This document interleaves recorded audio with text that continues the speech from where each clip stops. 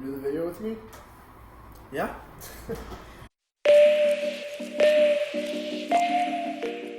Hey guys, it's Derek. I am back with a long overdue video. We're going to be doing this video over interview tips and I guess the do's and don'ts when you get to that special day. You're going to have to go eventually now, right? Come over there. No. Go. Okay. Come on. Sorry about that. She's gonna probably pop up in the video every once in a while, kind of like now, because she likes attention a lot. But like I said, we're gonna be going over those interview tips. I've been to 9 interviews and I've done several mock interviews and I've seen so many different types of scenarios and encounters that can be difficult, things that are hard to convey, but with these tips, you can figure out how to avoid such situations and make yourself stand out in a positive way, in ways that will convince the admission committee that you are ready for medical school and you will fit well into their populations of students. So let's get started. We're going to try to do these interview tips very from the general aspect or the general approach of the interview to very, I guess, more specific approaches. So the first one is match the tone of your interviewer. For instance, if the interviewer comes in very serious and seems to really value gravitas, which just basically means kind of a stoicism or ability to be serious, make sure you match that tone because if you're very energetic, and I understand a lot of us are, like me, it might come off as off-putting to them. So make sure when you go about talking to interviewers, you match their tone. So if they're energetic, be energetic. If they're monotone, don't be so much monotone, but show more of a level of serious professionalism, if that makes sense. My second tip is to always appear humble yet confident. There's always a healthy balance or medium between being too confident and too self-righteous in the way that you don't feel like you have to learn anything. And there's also going too humble as if you haven't achieved anything, you haven't learned anything. So there's always a good balance between those. My third tip is to be prepared on stories or specific instances that happened with, I guess you could say, things that you have on your resume. So if you have something that you have on the application that you spent a lot of time on, they're going to ask about it. So be able to come up with stories that happened and things you learned from those stories, because a lot of the times specific questions like name a time where you overcame an obstacle or name a time when you disagreed with a partner or team member can come from these volunteering that you did on your resumes or maybe research. So make sure you're able to come up with scenarios from those that you're able to fit to those types of questions. My fourth tip is show up to campus at least 30 minutes prior to check-in time, just to give yourself enough time to get to the garage. Sometimes you might end up lost because some of the campuses are really confusing. So just make sure you get there at least 30 minutes prior to check-in time. My fifth interview tip is practice common interview questions. Not to the point to where you sound like a scripted robot, because that doesn't look good for anyone. But just make sure you get those common ones down. And later in the video, actually my last 13th tip actually is going to be a list of some of the common ones you can expect.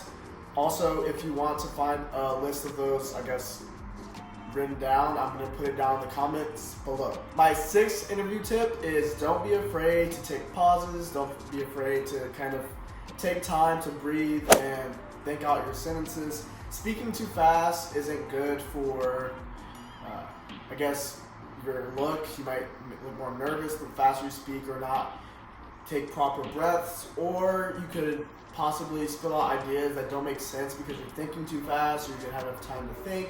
A common issue I had with my interviews was taking time to enunciate and breathe and make sure I didn't speak too much while talking. So that's a common thing, so don't worry if that is something you do. Just try to constantly think and try to slow down your thought process as you're speaking. And don't be afraid to ask for time while doing your interview questions. So if you're not completely sure how to answer the idea off the top of your head, it's okay to say, can I have a few moments to think about this question and just sit there and think about it, then kind of stumble over a question that isn't well thought out. My 7th interview tip is kind of going off of my 6th one. Don't be afraid to say, I'm not familiar with blank, and ask for clarification. So what exactly is it?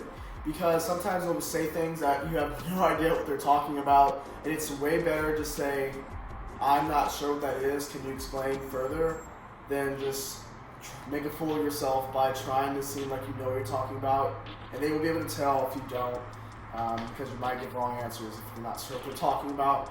And it's also a better idea to say, I am unsure about what you're talking about, than saying, I don't know, or just sitting there going, So that simple phrase saying, okay, I'm not sure what you're talking about, can you further clarify, is going to save you a lot on those questions that are kind of weird and you have no idea what is going on. My 8th interview tip is have a more specific way you want to go about the tell me about yourself question. That's probably a question that's going to be asked very commonly during the interviews, and a lot of the times people are kind of stumped by it because it's such a simple question, but it has such a broad scope. Like, where do you start with that? There's a lot of ways to go right about a tell me about yourself question, but there's also some ways you can go wrong. So the way you go wrong about it is not including anything that's personal to you, anything that makes you stand out, and just going by and listing off your resume, listing off your applications, extracurriculars, and all those. That is not a good idea because they have it in front of you, and it's also going to make you seem like you lack character and you lack personality. What I did is I went through kind of my family situation growing up and what I enjoyed doing growing up and how that carried on into college, and how sometimes working in music, so I chose music because I did a lot of that in high school, and I marched drum corps. I talked about how that team aspect kind of gave me a better, I guess you could say, appreciation for working with a team towards a bigger cause, because in the healthcare industry you will be working with a team, whether that's with nurses, PAs, pharmacists. So I used that. And I also talked a bit about my hobbies in college, just ways to intertwine medicine and your personal life together is the best way to talk about tell me about yourself. So don't focus too much on just like, oh, I rock climb, I play basketball, and I like to sleep. That's a little bit too much on the unprofessional side, but don't be too strict towards here, I'm just going to list out my resume. So it's spot a balance here. The 9th tip I have is similar to the 8th, specifically with the question, why do you want to be a doctor? That's going to probably be asked just as much as tell me about yourself. I was surprisingly not asked much about it. A lot of the times, interviewers are kind of going away from asking it because of your personal statement. You kind of answer it there. But I was asked it every once in a while. So have a defining moment, if it's not a moment or an event, at least a defining reason that you went into medicine, and have those little bullet points that kind of further expand on that reason or that event. That's pretty much all I have for that. I can't really answer for you why you wanted to be a doctor, but just make sure you have something prepared for that.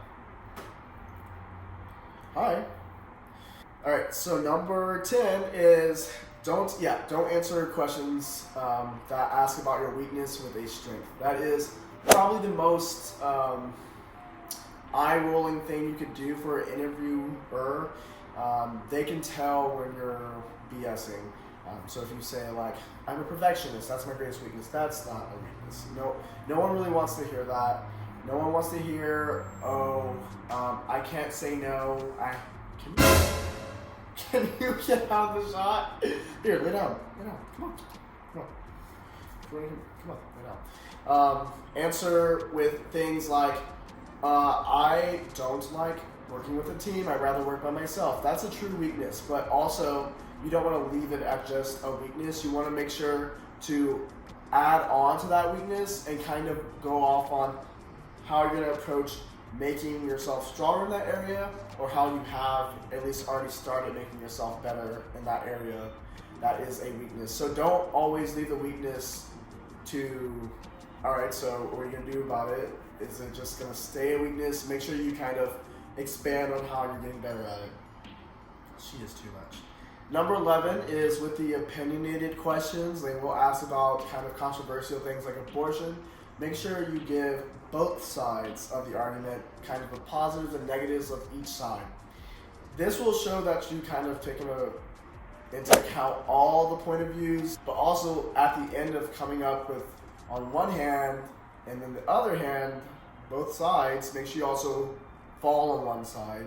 You don't want to seem like you have no spine, like you don't have any opinions on things that are going on, because that will make you seem like you're kind of just going through the motions and not really paying attention to what's going on around you.